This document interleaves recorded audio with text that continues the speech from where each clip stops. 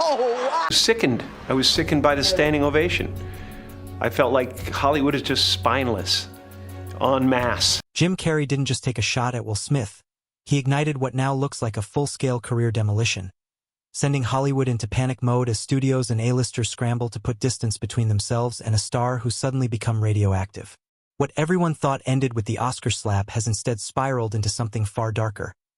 A looming $50 million lawsuit, a separate $3 million legal assault launched by a former assistant targeting Jada Pinkett Smith, and a disturbing hotel room break-in allegation from a violinist who claims he was left traumatized, capped by a cryptic note signed Stone F.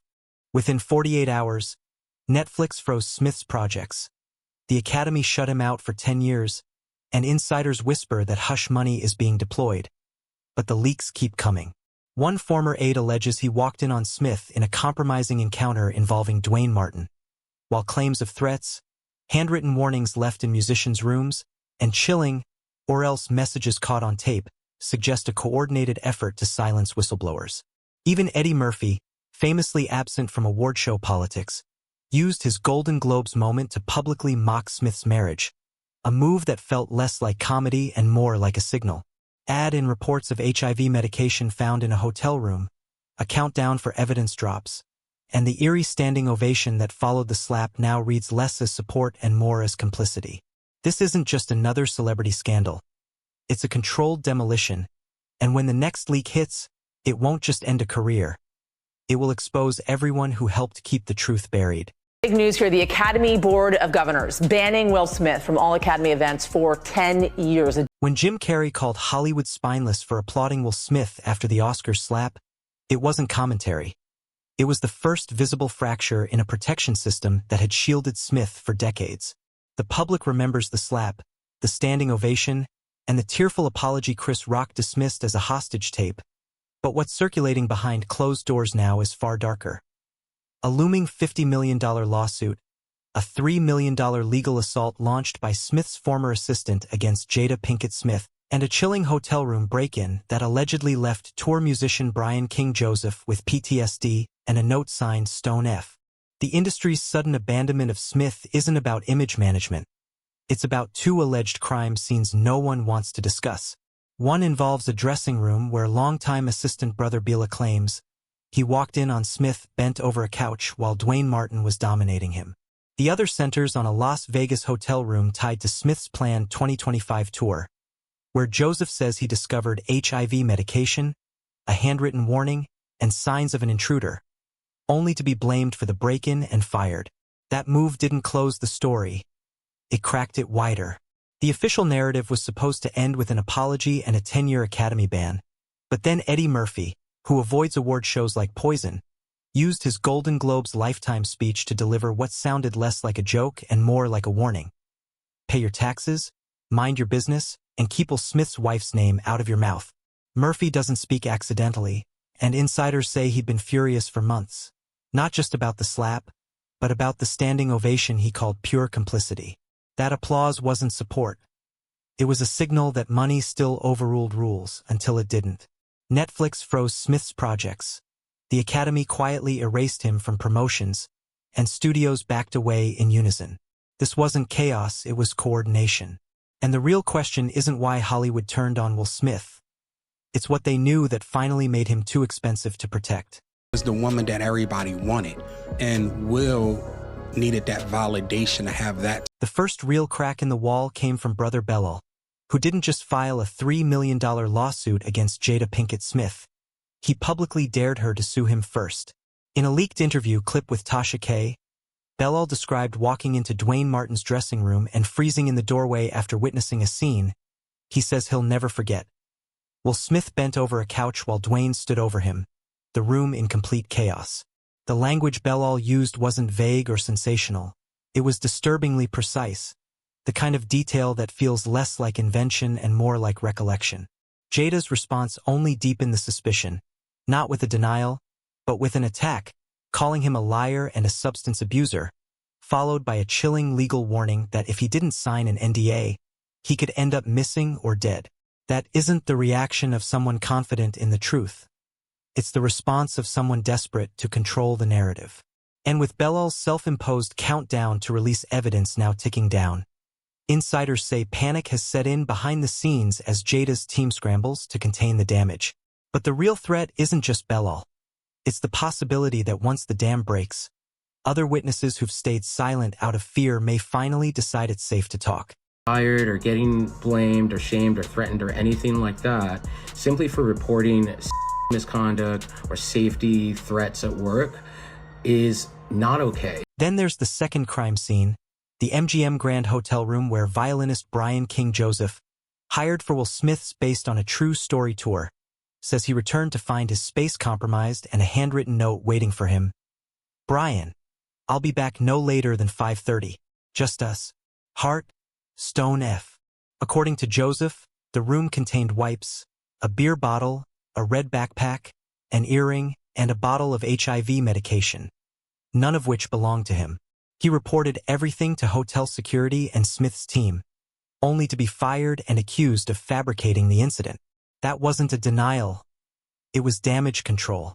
When Smith's lawyer later redirected blame onto Joseph, claiming everyone believed he lied, it echoed the same playbook used against brother Belal, turning accusers into suspects. And that's when the questions multiplied. How many others experienced the same thing but stayed silent?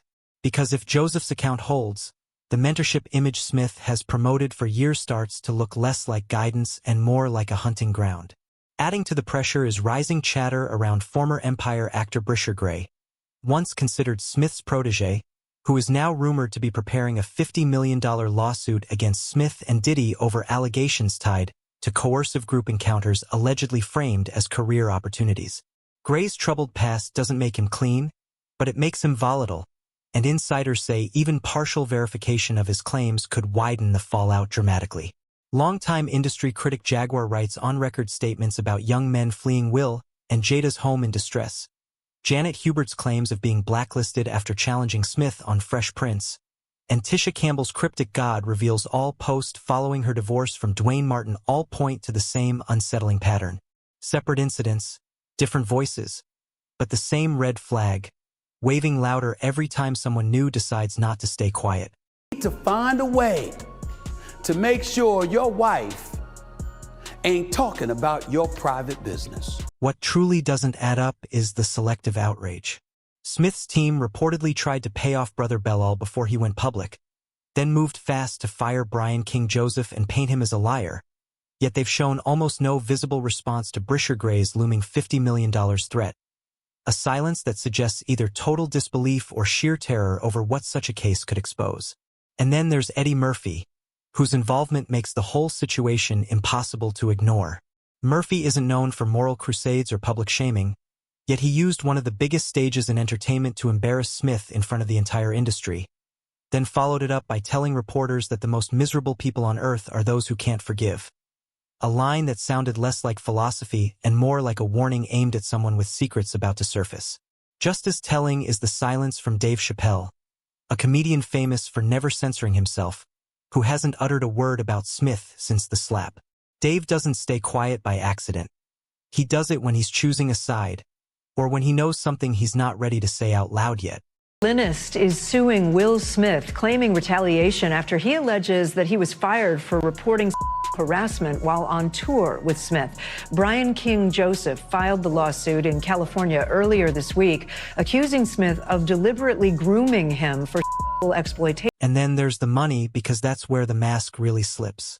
Will Smith's reported $3 million offer to brother Belal wasn't generosity. It was a test.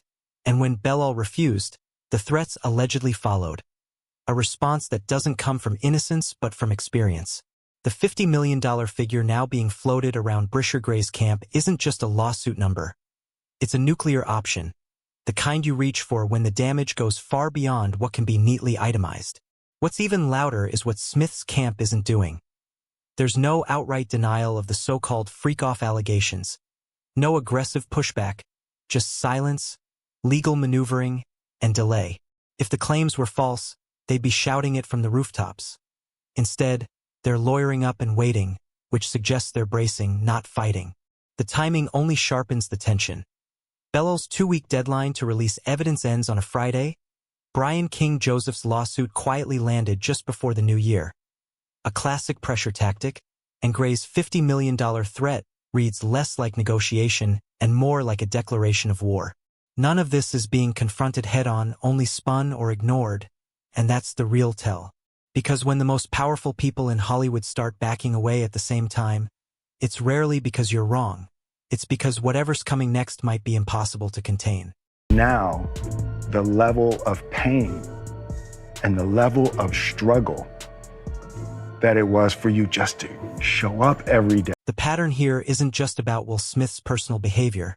It's about the system that protected him, the silence it enforced, and the careers it destroyed when that silence was broken. Look at Janet Hubert, the original Aunt Viv from The Fresh Prince of Bel-Air, who was fired, blacklisted, and publicly humiliated after demanding fair pay. She wasn't difficult. She was dangerous, and Smith didn't merely step aside. He actively helped paint her as unstable, a narrative that effectively erased her from Hollywood. That isn't a personal feud. It's a blueprint. And when you connect that to Tisha Campbell's cryptic 2020 Instagram post, God reveals all, which vanished shortly after her divorce from Dwayne Martin, the same man Brother Bellal claims was involved in the dressing room incident. It stops looking like coincidence and starts feeling like pattern recognition. Campbell initially defended Will and Jada against the rumors, then deleted the post the very next day, a move that reads less like uncertainty and more like damage control. The real question isn't whether these women knew something, it's what they were told to stay quiet about, and who made sure they understood the cost of not complying. Now, Bilal has filed a $3 million lawsuit against Jada, claiming that she basically threatened, it comes across like a threat. Then there's the money trail, and it doesn't just point to hush payments. It maps out how careers are bought, used, and discarded. Brisher Gray, the Empire star now rumored to be preparing a $50 million case against Will Smith and Diddy, didn't simply fall from grace. He was systematically pushed out. His 2020 guilty plea for choking his wife until she lost consciousness became the public ending. But people close to the situation say the real unraveling began much earlier, back when Gray was positioned as Smith's protege. According to insiders, Smith personally introduced Gray to Diddy, where what are referred to as freak-offs allegedly took place. Group encounters framed as mentorship and opportunity. Gray's manager at the time, Charlie Mack, wasn't just industry muscle. He was Smith's close friend and the gatekeeper who secured Gray's Empire audition. That isn't guidance, it's a pipeline. And when Gray's career collapsed, no one in Smith's inner circle stepped in to protect him or help him recover. They vanished. That disappearance wasn't neglect, it was procedure. Because when the machine is done with you, it doesn't defend you, it erases you. So according to the complaint, this all happened in March of last year while the violinist was on tour with Will Smith for Smith's global tour for his latest album based on a true story. And according to the complaint, there was this intrusion at his Las Vegas hotel room. He came back to his hotel, he says, and found that there was no forced entry, but that someone had entered the room and left a number of... The other missing piece is the legal pressure, and it's never just about money.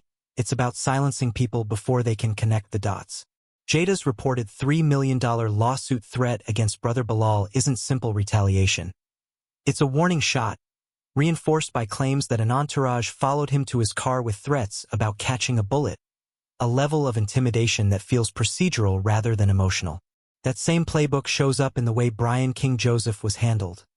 Fired, smeared, and gaslit after reporting a break-in at his hotel room, making it clear this isn't about a single misunderstanding, but about control.